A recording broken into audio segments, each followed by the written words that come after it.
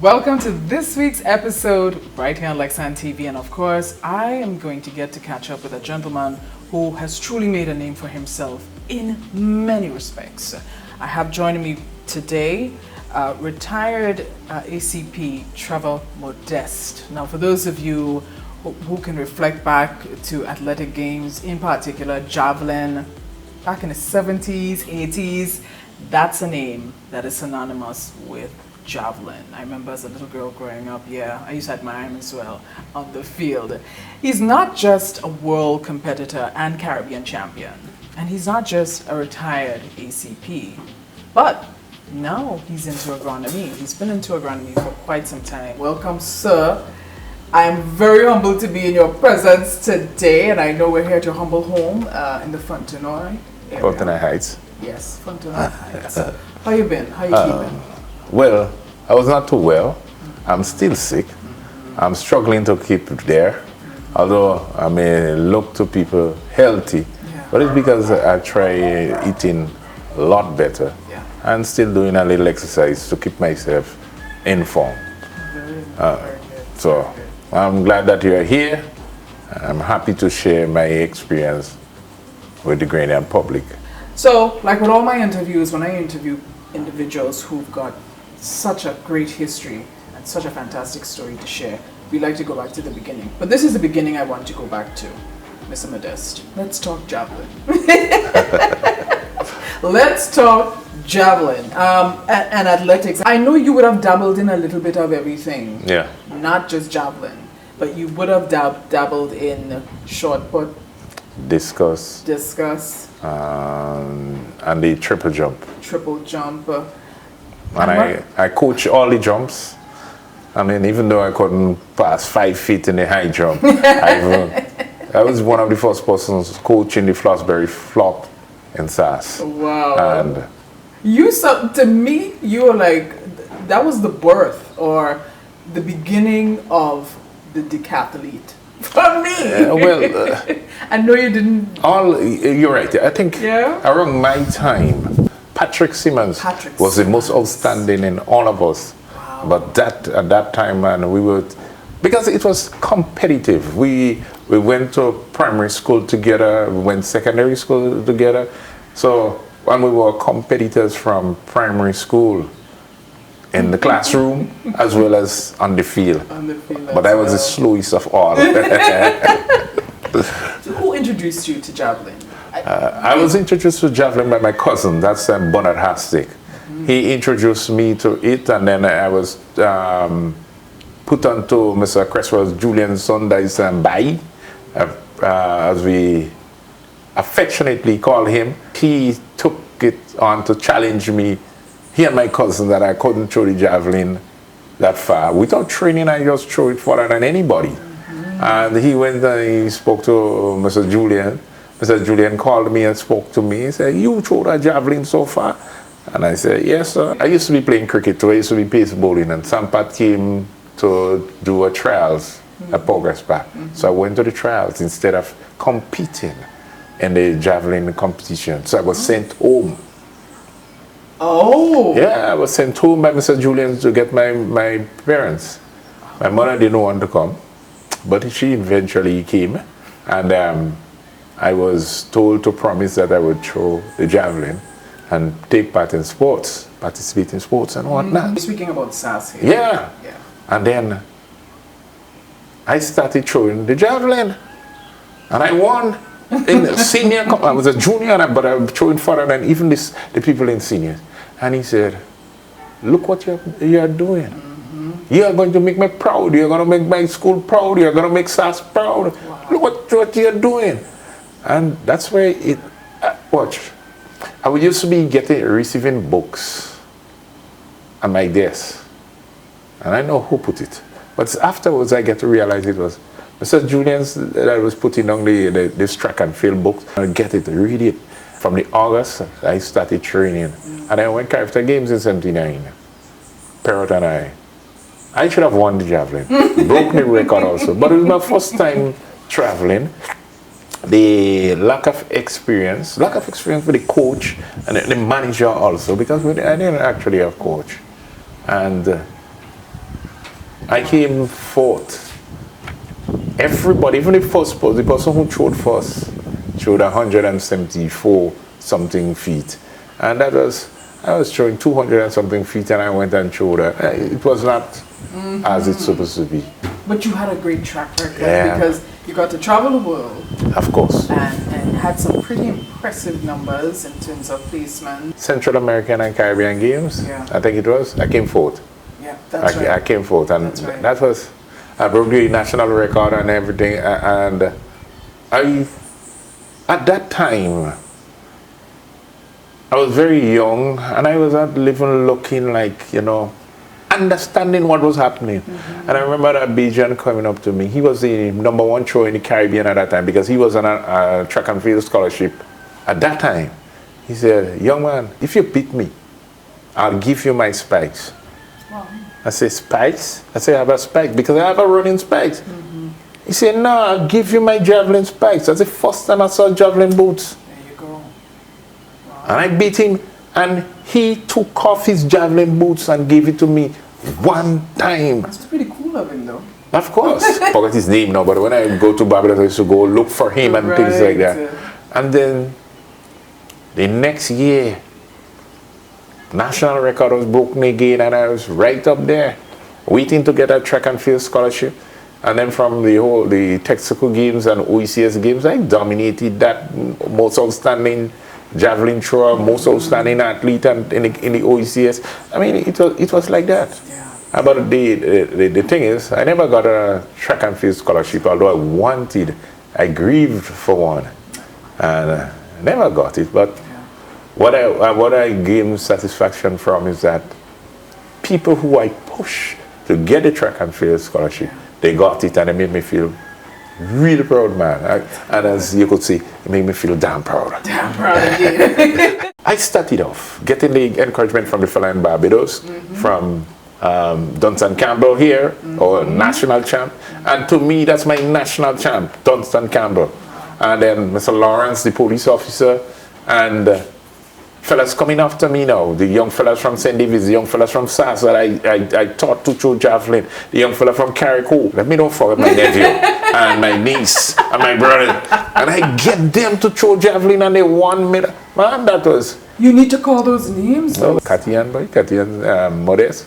And then you have Mike Modeste, my nephew Taddy Modeste. Wow.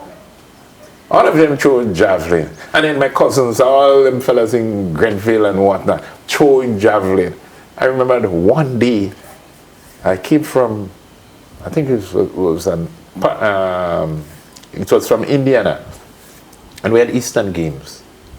And that's the first time my mother came to the state to see me compete. And she waited perhaps about, I think it was an hour, 2 hours, and she got fed up and she went back. My mother never seen me throw the javelin. Never. When we went down to throw the javelin, there were 40-something names already on the list to throw the javelin. The list, we ended up having 170-something persons to throw the javelin. Everybody stated that they want to throw the javelin with Trevor Modeste. I was honored. I was upset because, it took long. Yes. And the javelin went on for the whole evening. Yeah. Because everybody wants to throw. And I think our best event is in the javelin. Everybody in Grenada throws stones. Everybody in Grenada pelt mango, pelt golden apple, sour soup, coconut, breadfruit. Everybody pelts. Yeah. So, as you learn to walk, you start to pelt. It's true. School on holiday, boy. Yeah. And the bus heads and the surgery. Everybody had bus heads. Boy. I can tell that you're so proud. This is a moment that you love sharing with the listening audience, viewers, and I really would love to hear your thoughts on our current world champion who is now in Tokyo, Anderson Peters. Anderson I did not coach him personally, but the coach who is coaching Anderson, I coach him, and he's praising me. Even Anderson is praising me for what he has learned. from that coach. Yeah. That was my student. Pioneer. They leave by me when they come. You know, we competed in Queen's Park. Yeah. They would come here. I have to leave my bed. My house would the whole bus with Big G. Wow. And Big G next door used to take his bus. All the students from Grenville and St. David's who can't return home. They would be by Trevor Modeste. Some of them had to get the money to buy the food for them. And then you had this man, Dandawad. Sometimes he used to give me a little change to buy stuff for them.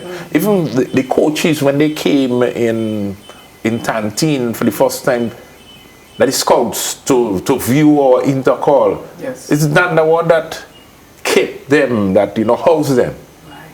And with a little change from, you know, one of our little friends, not nobody. Yeah. You understand? Yeah. Yeah. Right. I felt proud of Anderson. When Anderson was throwing in character games, everybody was saying, that's Trevor Modeste throwing, because my style, he was throwing at. Yeah. He changed his style, but he still won in the World Championship. Yeah. My thing is, he should go back to throw that way. That's, to me, that's the best style. Say he's big and he's too fast, that's why he had to change it. Man, the faster you are, the better you are in throwing that style. So I definitely feel that he should go back to it. I definitely feel also he's going to break the world record one day. I think he will. Yeah. Yeah. But you thinking about just Grenada? No, St. Lucia had some outstanding javelin throwers too. Oh my God, man, I was so happy when the javelin throwers from St. Lucia visited me this year. I mean, I would not have expected them to visit me. They visit me because I had an influence on the coaches, and they came to Grenada to visit me. Now they are throwing much more than I ever threw in my life, because I never had a coach. Yeah. Never. Yeah, I work on my techniques. Self-training. And another thing is that the first person I saw throwing the javelin was me on TV. I have never seen nobody throwing the javelin before on TV and a film to learn from them. Yeah. The first person I saw was Trevor Modeste throwing the javelin on TV. And when I looked at it, I said, that's how I'm throwing. And I'm loving your mood right now, because there's no better feeling than reflecting on what you've done, where you've been, and who you have influenced. I'm chatting with Mr. Trevor Modeste. Yes, we're talking about all his wonderful years of, you know, participating in the sport of javelin. But there's lots more to learn about this gentleman. We're going to move on. We're going to touch a little bit on the RGPF family. There's so much he has to share. I hope you don't move on, so we're going to be right back after this. Introducing Color by Sissons. Color by Sissons. Color by Sissons. Color by Sissons. Color by Sissons. Color by Sissons. Welcome back. Reminding you again, today's episode, I'm having a wonderful conversation, reflecting, going down memory lane, and also looking at the future with Mr. Trevor Modeste. He's a retired ACP, and he's also a Caribbean champion in the discipline of javelin. He's participated worldwide, represented Grenada very well, and we're going to continue our conversation right now. Mr. Modeste, we're going to fast forward a little now into your involvement in the RGPF, and I know you have an interesting background that maybe a lot of people know, but I think there's still a percentage of the nation that don't really know that you were into, or still into, forensic, and I think that's so incredible. You have so much folks looking at all these CSI and NCIS, and you see the forensic guys show up, and you're actually qualified in, at least I understand, 13 fields. Yeah, 13 fields, and I have given evidence in 10 fields in the court of Grenada. Wow. So we're talking about fingerprint, Shoe print, photography, crime scene investigation, posts, and all those things, man. autopsies, Yeah, all of that. yeah. Wow. What attracted you to that field? The catalyst that actually did that was, I was at Progress Pack training one morning, and I said that they found a woman dead at Simmons. And that was Patrick Simmons, Walter Simmons, Clyde and Christopher, and I think our principal was there that early morning too, but we didn't see him, but he was there. Right. That's Mr. Julian. Right. And because he looked at us, he was very strict in that manner. He looked at our behavior. And we ran across to Simmons to see what was happening. And I went up to the police officer and asked him what happened. He tried to run me away because they were running people away. But because I went and I asked him, he said Alison Nuss was murdered. She used to go to school in SAS. I said, I know Alison, she's from the Cocoa, right by us, she's from Telescope. And I said, what I had to say? And I said, so they can hold the person? He said, we may not hold the person because we don't have no forensic scientists to do the proper investigation. So I said, what's a forensic scientist? And he explained to me. I said, I want to be that. He said, you want to be that? He said, well, if you want to be that, you have to get your human and social biology, and you have to understand a lot about geography and things like that. And I started from there. There was a man who used to be holding crab at Simone, one holding tattoo and turtle and whatnot. And I went by them. That's where I started learning. They taught me how to hold crab, how to look for the crab, how to track the crab, how to track the turtles and this like that, how to track manacles and all the time. Those things were in my mind. And then I got a book, Hockey the Period by Agatha Christie, I think it was. And I started reading that. And those things started having an impact on me. Till my father was upset with me and he cussed me. He said, I sent you to secondary school and you're talking about being a police officer. I said, Daddy, I not want to be a police officer as anybody and whatnot. But he was really upset by it. My mother was upset too, but not as much. After finishing 2 exams, I left and come down to town, do the necessary, get a little pocket change and whatnot, buy a little suitcase to put my clothes and everything. Because I knew they didn't want me to go. And my mother was upset. But the night she and my father was talking and they argued and things were organized. It was okay afterwards. Your mind was made up. Yeah, they couldn't stop me. Made up. The opportunity to go to do my sports training. That's what got me. I did my sports training and I did my forensics. Studied at Captain St. Louis Police Academy in Miramar. And I had interpreters. Yeah. Although, we were doing Spanish in school, but it was not. It's a whole different. When I fingerprint, sense of fingerprint, dactyloscopia, I couldn't. Hey. I couldn't, but when the first time I went to court here in Grenada, when I was introducing myself at the magistrate court in front of Mr. St. Paul's, I spoke in Spanish. And he stopped me. And that's one of my best. I was frightened of him, but that was one of my best mentors. That man used to push me. And I never knew what he was doing. Was pushing me until he retired. Because he was upset when I did a shoe print case. And he didn't do no landmark case with me, and he was really upset. Because he said, I am the man that trained you. How come you doing those cases now and I'm not around? And God bless that he came back to do another stint.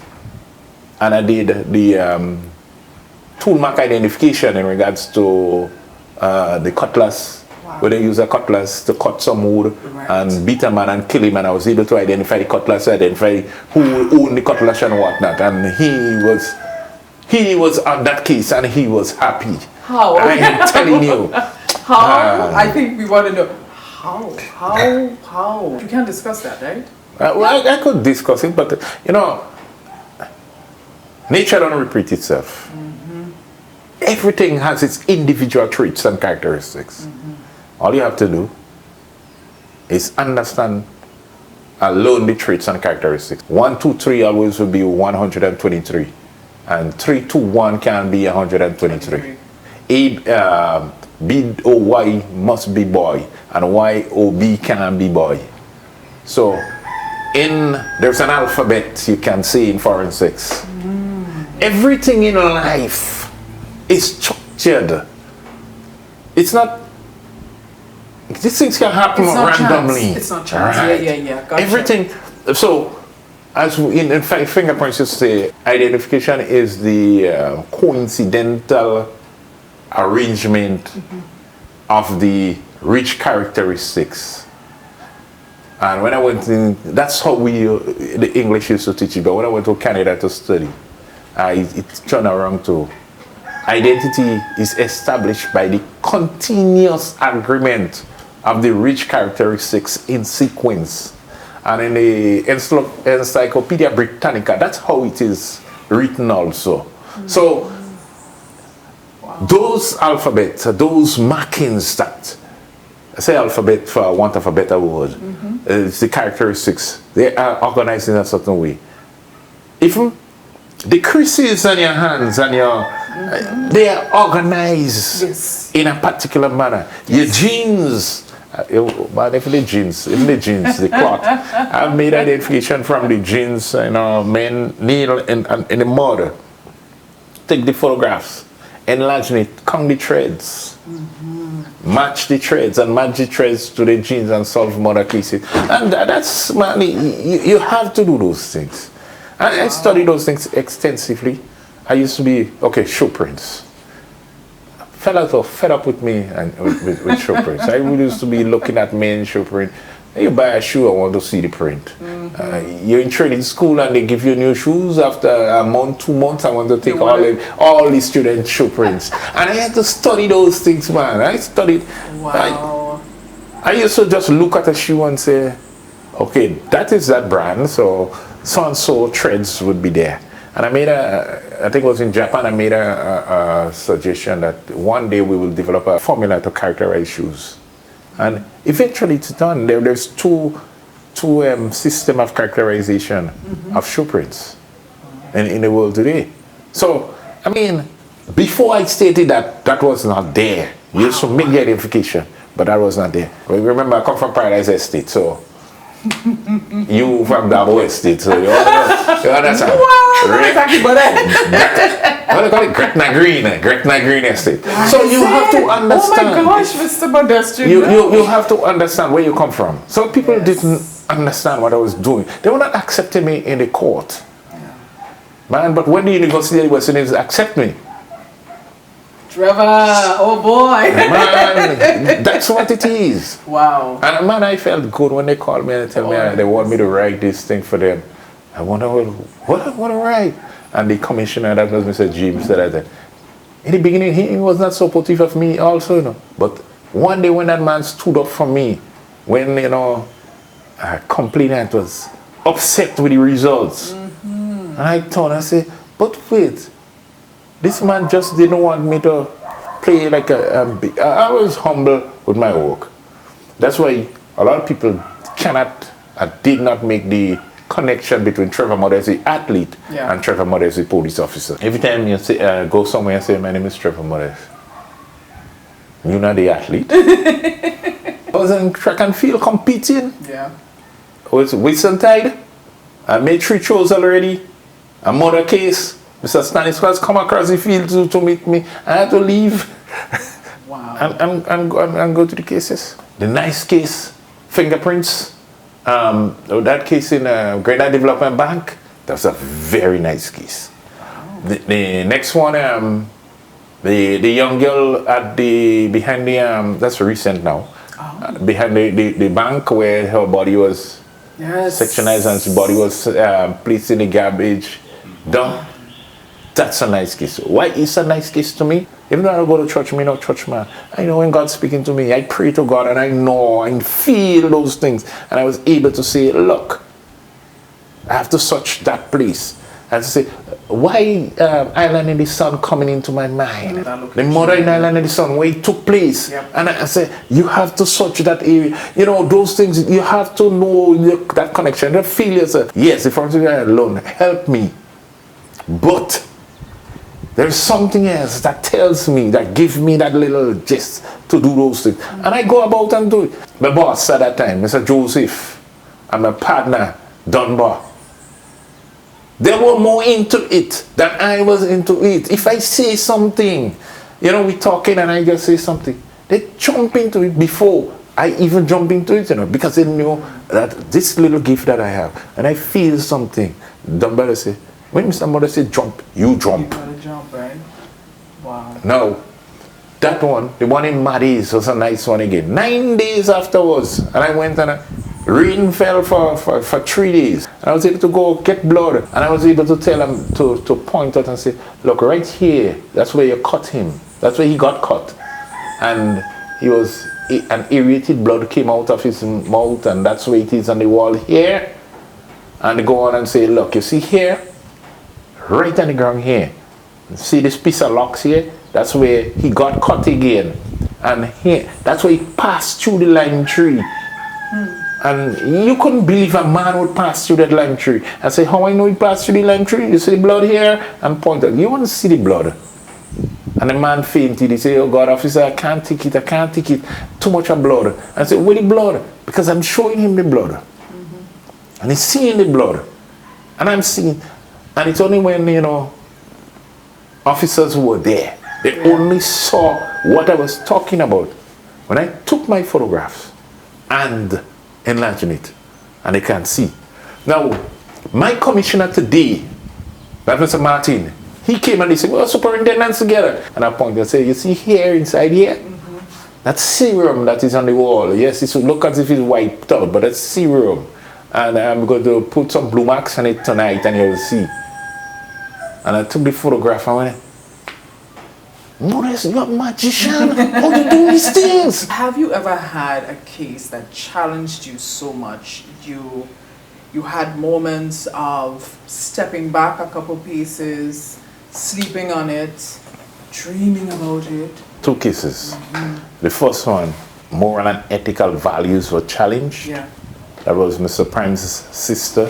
I proved that it wasn't him killing her. And some of my cases, since I'm on the case, the Prime Minister want to know, this doctor want to know, everybody want to know. And my mother's old principal, that's the man who stands security for me to go to study, Mr. St. Louis, he was retired. He called, Trevor, what is going on with this case and whatnot? And I explained to him.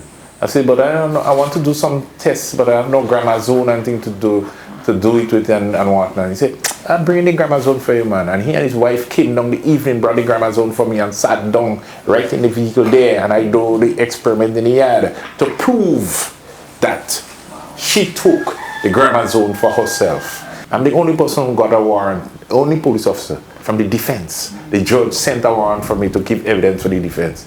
And I went and I gave the evidence, and the man was freed. This case was attacked. The next one was a house breaking and stealing. Man, I work on that. I took a bolt cutter to cut the bolt in River Sally's community center. I know it is a bolt cutter. That's the bolt cutter that cut it. But I can't reproduce the evidence. And I took all those days, all those weeks, molding the putty on the blade of the bolt cutter and taking the photographs to reproduce it, to show it up. And the light wouldn't come. I tried to do it part by part and then make it up, and it can't work.